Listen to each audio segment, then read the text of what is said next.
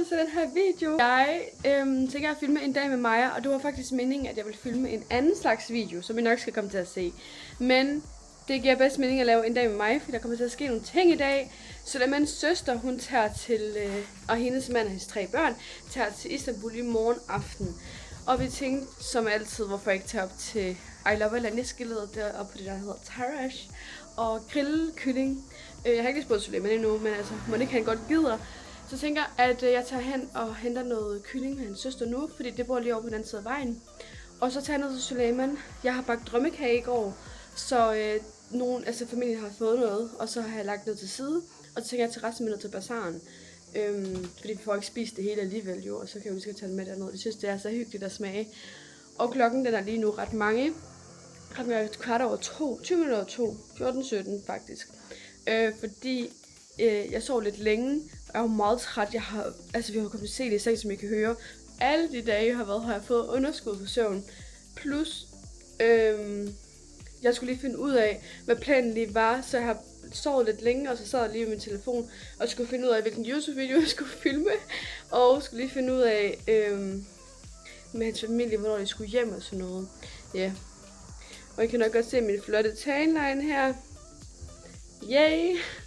Men jeg tænker, at så bliver det bare en dag med mig, fordi de andre, det er, hvad jeg spiser på en dag med et twist på, og hvis jeg laver det, kan jeg jo ikke spise noget andet, sådan,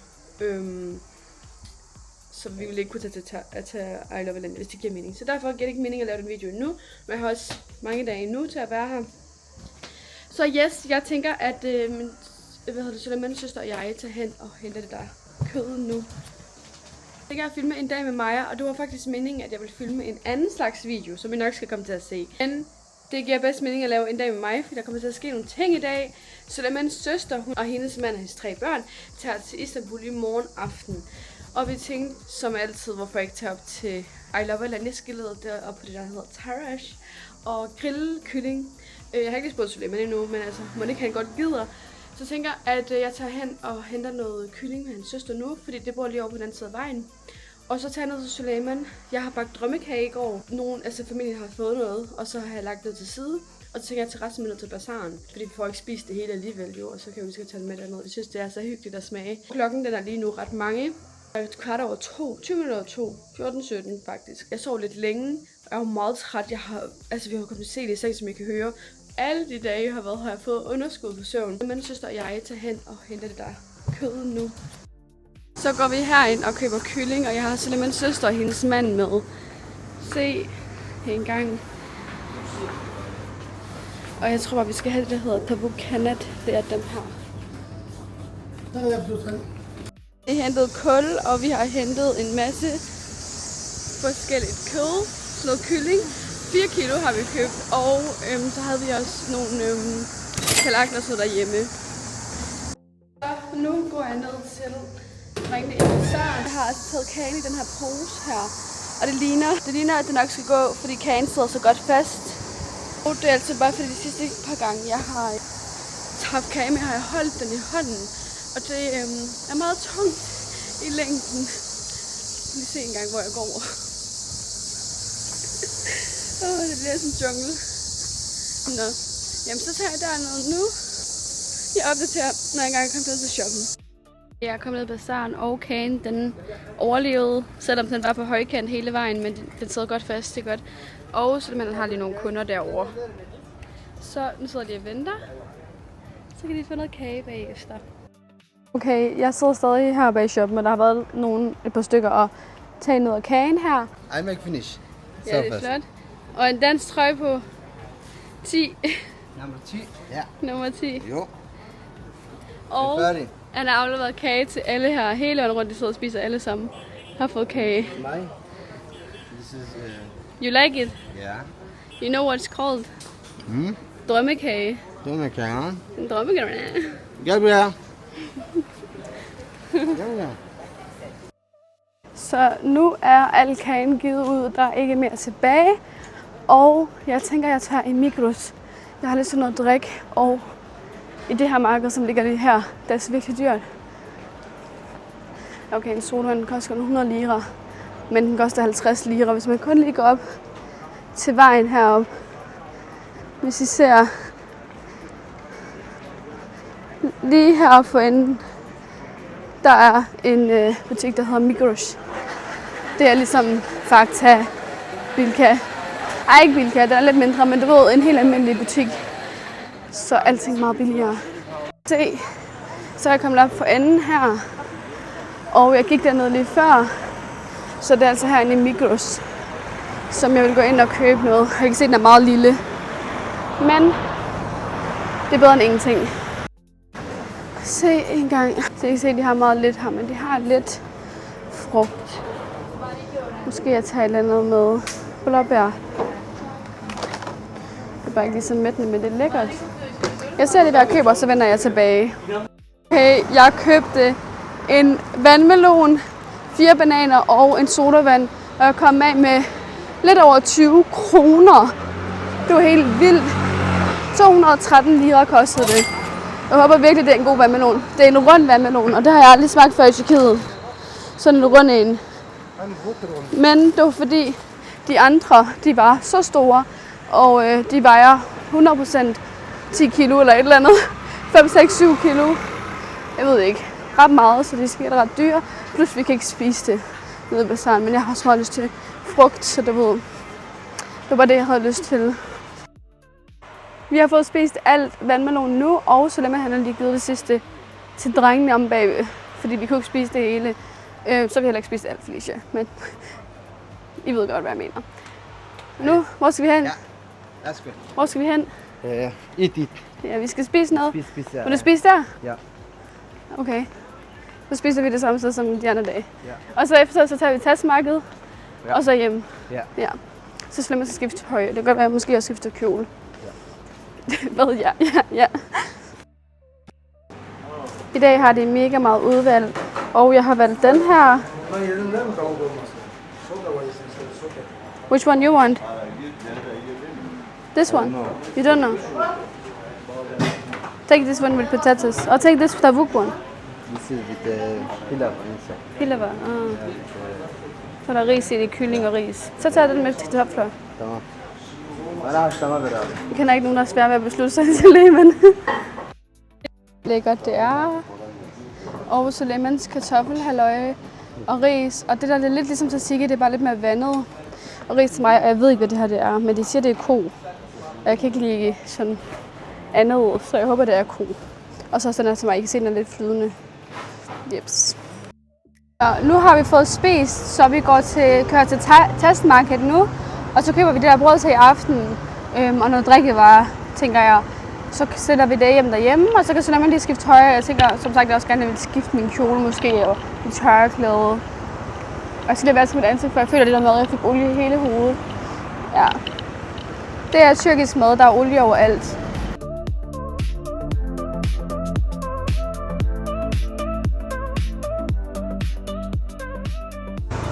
Så er vi ankommet til testmarked.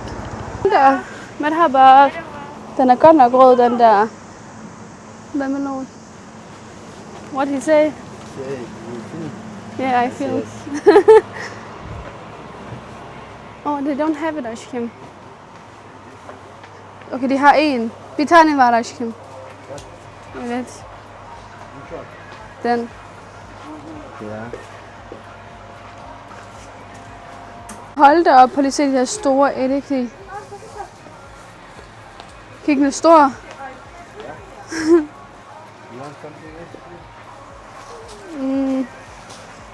Do we have everything in home? Og ja, de der kæmpe tomater.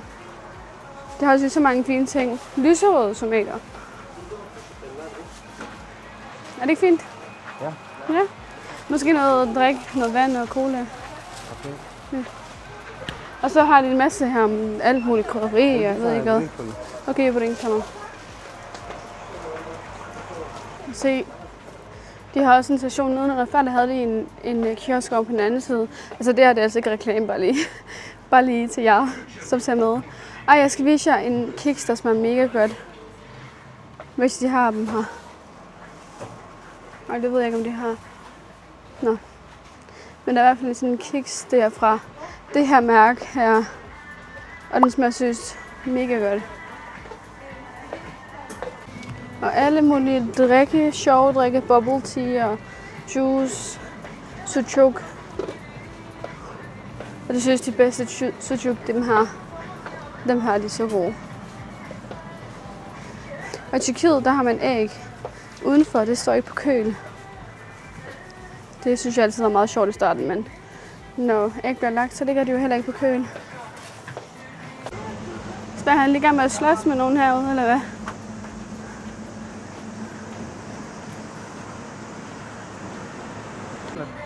Jok, ikke mig. Køber vi lige det her, og så går vi hjem, og så opdaterer, når vi engang kommer hjem. Okay, så har vi fået skiftet tøj, og jeg skal have det her tøj, eller jeg har taget det her tøj på. Et bælte, så faktisk er til en anden trøje, men den matcher lidt med tørklæde. Det er fint nok. Og den har faktisk lommer i den her, den er ret rar. Og yes, det er det, jeg skal på. Jeg har sådan en kjole med til, som bare er uden sådan lyse ærmer her, og ja, de er lidt anderledes. I don't know. Og så er der også sådan en sløjfe her. Det er der ikke på den anden. Yay! Og så er man lige gået ind for at stryge sin trøje ind i stuen. Jeg tager egentlig bare lige med ned i shoppen, og min veninde sidder dernede. Så tager jeg noget, jeg tænker, jeg tager noget Uno med faktisk. Vi kan spille det her sjovt Uno Flip. Og så, ja, så ser vi, hvad der kommer til at ske. Jeg tænker egentlig bare, at jeg skal sidde der relax, og så skal der ikke ske super meget end det. Men I må jo selvfølgelig med, så kommer der nok til at ske lidt. I ser i hvert fald, hvad der kommer til at ske. Skal vi selvfølgelig om det. Når jeg har sat lidt hernede i bazaren, og jeg har sat mig ned. Jeg har sat lidt rundt omkring, og så sidder jeg lige med veninden. Og nu har jeg lige sat mig herhen lidt foran shoppen, men ved siden af Sulemans fætter arbejder derinde, og Sulemans fætter og onkel arbejder også derinde, så lige overfor. Der er virkelig mange, der begynder at bruge de her DJI-kameraer, som jeg bruger også. Og så lige en eller anden pige, der gik ind med en, der stoppede videoen lige før, og så sagde hey, og så peger hun på den. Det er så cute. Det er virkelig blevet inde, men de er også virkelig lækre at bruge. Både til sådan Instagram-content og TikTok og sådan noget, fordi man kan jo vende kameraet om, sådan, hvis man sådan trykker det ned.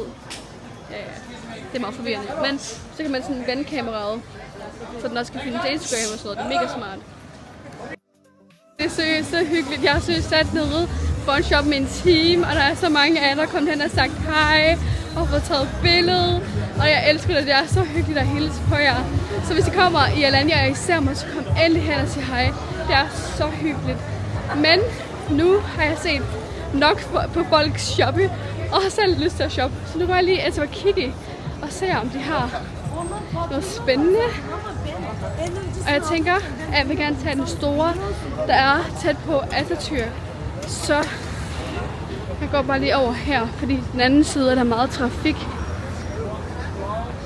Og der er også mange biler her. Men den ligger sådan hernede for enden herover. Det er helt vildt, hvor mange mennesker der er i dag. Der er så mange turister inde i bazaren, og det har der slet ikke været de andre dage. Man kan virkelig godt mærke, at det lige er, nu det er varmt og lækkert, og folk bare gerne lige vil se Alanya og holde ferie. Jeg føler sådan, at jeg mangler nogle kjoler, for jeg føler hele tiden, at jeg har sådan svært ved, at jeg sådan skal finde ud af, hvad jeg gerne vil have på, fordi jeg føler hele tiden, at jeg går i de samme kjoler, så du ved, jeg vil gerne have nogle flere. Så derfor skal jeg ud og kigge, om jeg kan finde noget nyt tøj. Og så har jeg også fået lidt fødselsdagspenge, som jeg også gerne vil bruge på noget tøj. Så tænkte jeg, at det kan jeg lige gøre. Og jeg vil også gerne i nogle flere. Jeg har fundet nogle andre butikker, sådan lokale butikker, som jeg gerne vil prøve at tage i en af dagene. Men jeg tænkte måske at lave en separat video med det, hvor jeg går rundt og shopper i nogle af de der anbefalede butikker. Fordi der er rigtig mange af jer, der spørger ind til, hvor man kan shoppe hen, og jeg har prøvet at lave et opslag på Instagram, men jeg tænkte, jeg vil tage jer med ind i det. Er det ikke lidt hyggeligt for jer at se? Men jeg ved ikke, om de har lukket nu, butikkerne, klokken 10:30. Og et fun fact, herinde, den her restaurant F hedder den, der har jeg filmet prinsesse i Alanya. Jeg har lavet sådan noget synk, og jeg sad der 4 timer ved et bord og blev filmet og svaret på alle mulige spørgsmål. Men jeg har aldrig været derhenne selv. Jeg drak bare noget, da vi sad der. Jeg har aldrig nogensinde spist derinde før. Det kunne være, man skulle det en dag.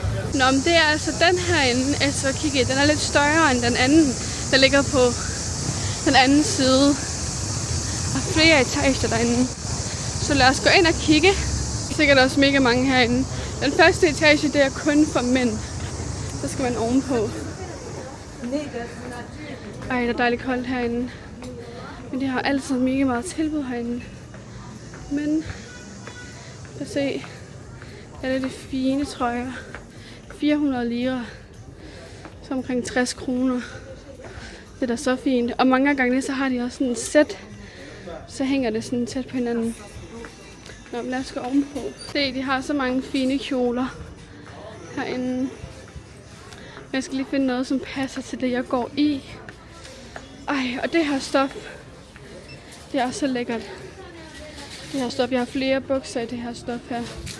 Og det er de her bukser, som jeg har så lækre at gå i. Jeg har sådan nogle i blå her. Det er så lækkert sådan noget her stof her. Og så koster det hvad? Omkring sådan noget 400-500 lira. 550 lira. Men jeg har jo købt mine på tilbud. Jeg tror, der var en, jeg gav 200 lira for på et tidspunkt. Helt vildt billigt. Men se, jeg har sådan nogle flotte sæts. Det er også flot. Den nederdel. Ja, den her er fin, men den har see-through. Så kan man se igennem, det er ikke så flot. Jeg prøver lige at gå en gang mere ovenpå, fordi heroppe er der oftest lidt mere sådan udvalg for sådan os piger, som går med lidt mere tildækket tøj. Som det her. Se nu her. Det er bare meget hvid. Det kan jeg ikke finde ud af at holde. Den er også flot. Hvis man har en matchende buks til. Den er faktisk også meget cute.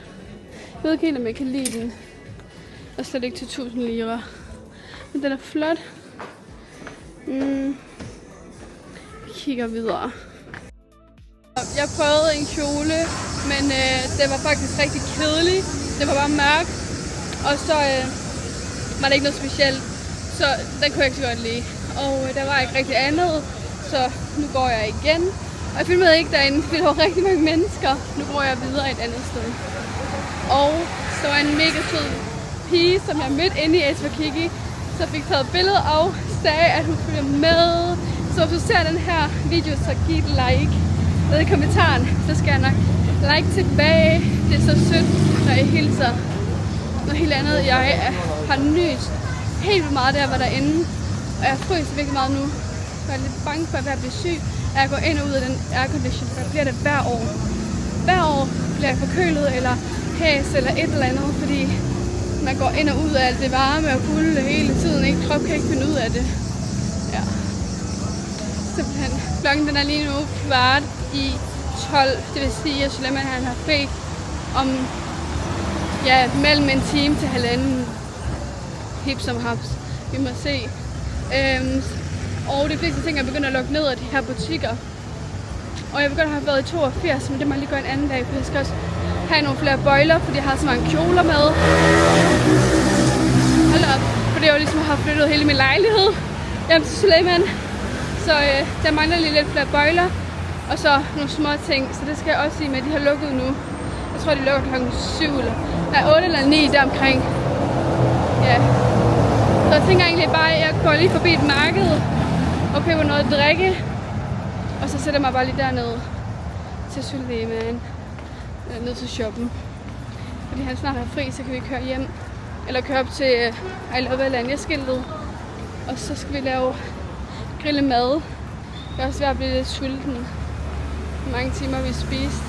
Tyrkisk starterpakke. Hvis du skal til Alanya, Tyrkiet generelt. Lad mig lære dig noget tyrkisk. Når du kommer ind, så siger de altid merhaba. Han troede, jeg sagde det til ham. Han sagde tilbage. Nå, merhaba. Det betyder hej. Merhaba. Hej. Evet.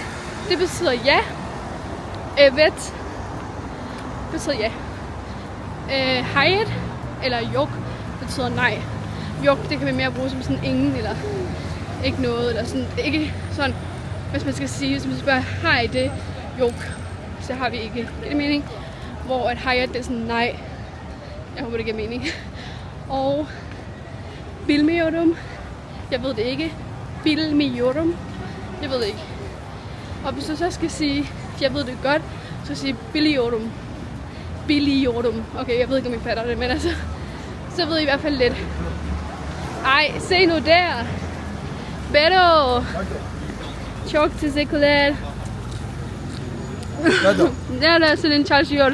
Çalışıyor. Burada. He, sen? Sen bilmiyorum. Nereye gidiyorsun? Market Süleyman'a Süleyman. Süleyman çalışıyor. Tamam sen de git. Ben git market. Bir şey, para vereyim mi? Jeg ved, var Para var. Var, teşekkürler. Hej, vi synes. Hvor er det sød. Det er simpelthen spændende. Og så spørger han, om jeg har penge. Ja, jeg har penge. Og han vil gerne købe noget til mig. Han er, synes, den sødeste. Beto, han er bedste menneske i hele verden. Han skal ikke købe noget til mig. Hvor en sød. Nå, nu skal jeg lige snakke tyrkisk til dem, så det giver mig en ordentlig pris herinde. Nå, men jeg ved ikke, hvad jeg betalte, for jeg kan ikke huske det, fordi jeg betalte kontant. Jeg kan ikke huske det. Jeg gav ham bare de kontanter, jeg havde. Det var lidt dumt. Whatever. Jeg havde bare nogen, jeg havde fået Süleyman, så kunne jeg lige så godt bare lige få dem væk, fordi det er så irriterende. Det ligger i tasken, og du ved, det var vildt mange steder. Men Beto, han arbejder der. Og han er lige derinde i en grønne trøje. Han er så cute. Virkelig sådan ren hjerte, respektfuld mand. Altså han har så meget respekt for kvinder. Han er bare så sød og åbenhjertet. Og men virkelig, virkelig sød. Han er ikke så gammel faktisk. 21 eller sådan noget. Så jeg er selv 22, men du ved. Ej, nu gik jeg forkert. Hvor kan jeg gå hen? Det gider jeg ikke. Fordi så skal jeg hele vejen rundt om. Helt sådan ondt i min hals. Jeg kolder den, at i morgen har jeg det dårligt. Inshallah jeg ikke har, men jeg kan mærke det her i min hals. Oh my god, altså der er så mange mennesker på at se. Overalt. Lad os se. Og hernede, så er der lige sådan stille lige det første hug her. For lige så snart man kommer ned og drejer, så er der bare mennesker. De der sæber der, de er så lækre. Det er sådan nogle barer, og så er der sæbe inde i. De dufter så lækkert, og man kan få dem så mange forskellige dufte. Se her. Så kan man enten dreje derned, så kommer man ned til stranden eller mere basar, eller dreje her. Der lå der svømmedrag det sidste år. Og så har vi King Shoes derhenne. Vi ser mange mennesker, der var over det hele. Der er meget travlt, men det er også højsæson nu jo. Ejde! Oh god damn, brother! He's strong. Your head is same like tomatoes.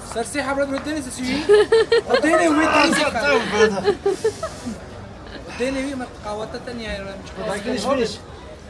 It's finished. Is it finished?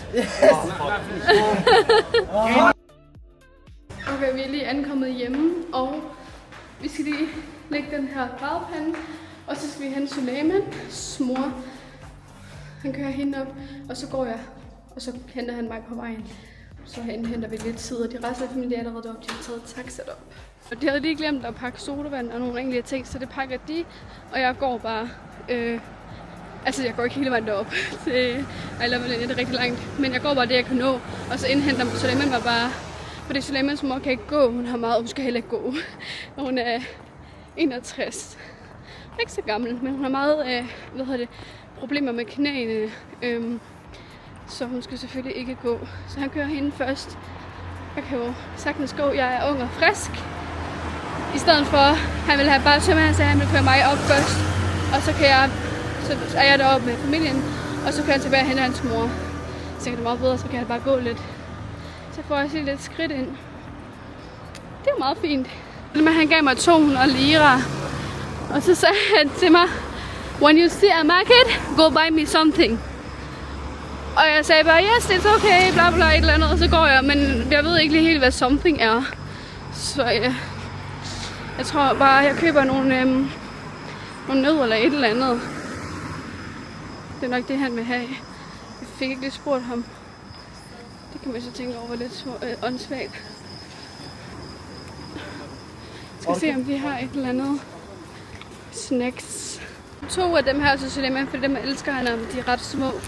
Og så det jeg er derinde, så sagde jeg, fordi at jeg havde, simpelthen elsker Pringles. Og så tog jeg nogle med til fra Danmark. Fordi at de var på tilbud, og ja, så købte jeg dem. Og jeg havde taget dem med, og så jeg dem derinde, så tog jeg et billede og sendte dem til mig, og så skrev han, take one. Og det havde han skrevet til mig efter, jeg var gået ud. Så gik jeg ind igen. Så den har jeg købt med op til dem, og alle børnene, de elskede den. Jeg aner ikke, man kan få det. Jeg elsker, at man kan begynde at få så mange ting, som vi også har i Danmark, her i Tyrkiet. Det er så lidt pricey. Hvor meget kostede den? 200 lira. Så 25 kroner eller sådan noget. Det er også lidt dyrt, men whatever.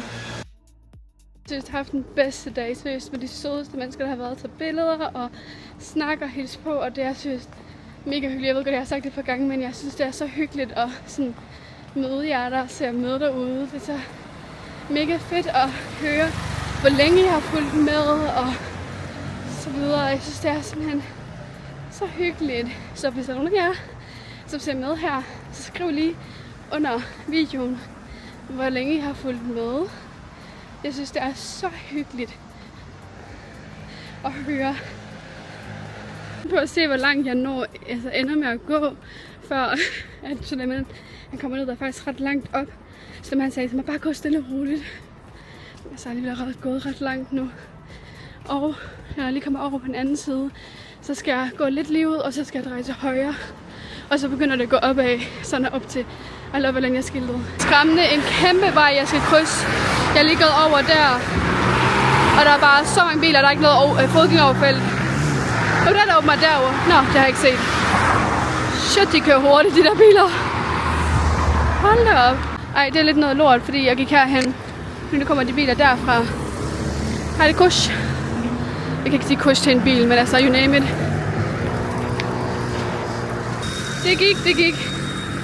Så kan jeg bare gå her. Jeg tror godt, man kan gå den her vej. Normalt vil jeg faktisk bare gå rundt og så op.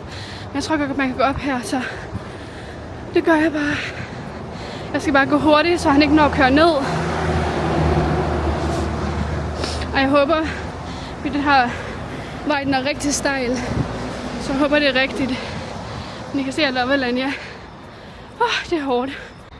Jeg troede, jeg bare lige skulle gå op her. Jeg skulle endnu længere op. Oh my god. Fuck, det er varmt. Nå, jeg gør aldrig det her igen. Hold da op. Prøv at se, hvor langt der er ned. Det er hårdt. Og så ringer Simon og siger, hvor er du? Så jeg er her. Og du har bare hentet mig nu. Hold da op. Det er lige, hvor meget jeg sveder. Ad. Det er lige, hvor ned rømmer. Det er den også varmt. Tamam. Som jeg kan ikke finde. Jeg forstår ikke, at jeg er gået op den anden vej. Så sætter han på lydløs, så siger han, prøv lige vent, jeg dytter lige. Så kan du høre det? Så, nej, jeg ved ikke, hvor du er henne. Ej, altså. Kunne han finde mig? Den prut, altså. Man skal åbenbart gå ned der, og så kan man dreje til højre, og så kommer man op. Jeg troede, det var den vej, men altså, jeg gik jo den rigtige vej alligevel.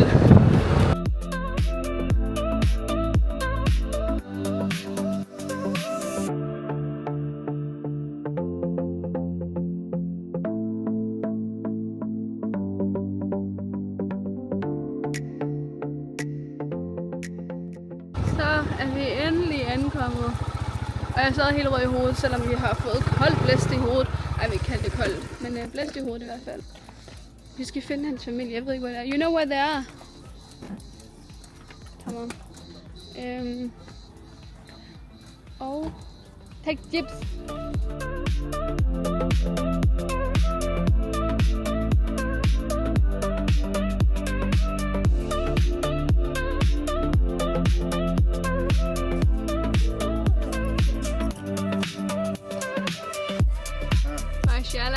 Mashallah.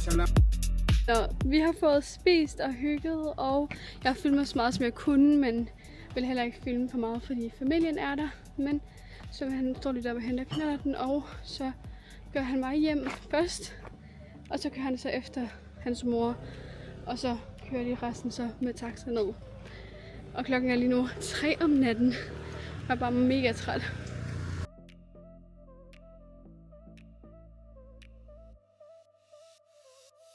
To ting jeg hader ved at være oppe i Øjløveland. En ting, turen ned, for der er så stejlt, det er helt sindssygt. En anden ting er, at jeg får altid propper i ørerne, at køre op. Virkelig irriterende. Jeg ved ikke, hvor meget I kan høre mig. Jeg håber, I kan høre mig, ellers så tager jeg nok ikke med. Men jeg skal nok prøve at filme det, når vi kører ned. Der er så stejlt. Den sidste sådan, vej, vi skal ned, den sidste bakke. Det er helt vildt. Jeg bliver så lukke øjnene hver gang, for jeg får det så dårligt. Det er så slemt, at han skal køre så langsomt.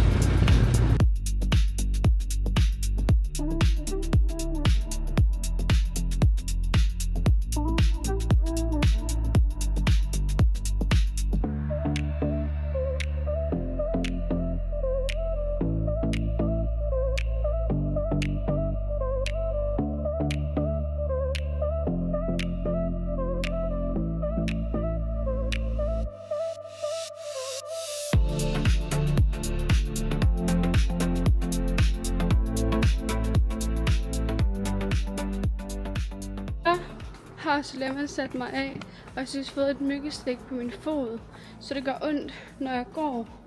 Hvorfor åbner det der lys ikke? Ej, er der ikke noget strøm? Så nogle gange så går strømmen i linje. Det er meget normalt.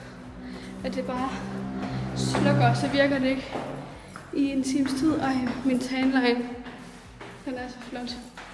Nå, jeg har selv min egen nøgle, så jeg kan bare gå ind.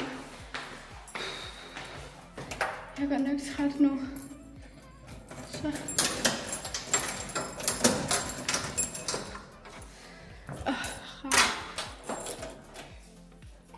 Så kører Suleiman hjem. Nej, jeg er hjemme. Så kører Suleiman op.